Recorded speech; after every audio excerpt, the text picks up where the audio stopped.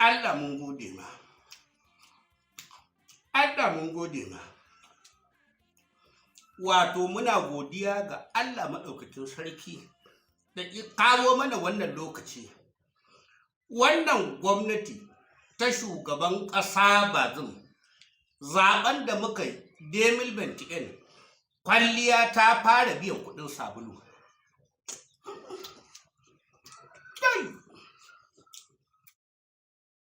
Shinkafa sai fa jikka 7.5.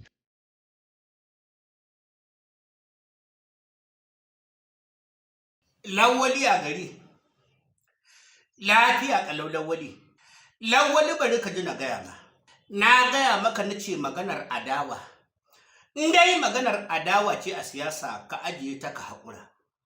Zaɓe wanda Allah ya bawa mu kyautata mazzato. Kyautatuwar zato na alkhairi shine Allah yake ba mu jagora na alkhairi. To bari ka jin gaya ma. Albishirin ka lawali. Ka san cewar amare na guda biyu sun dawo gida. Ai daman matsalar ba matsalar komai ce ba, matsala ce ta abinci. Matsalar rashin abinci shine ya kora min iyali na gida.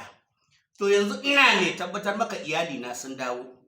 Sabon shugaban ƙasar Nijar mai girma Alhaji Muhammadu Bazum ya mai da shinkafa duk girman buhu ya mai da shi sai fa jikka 7.5.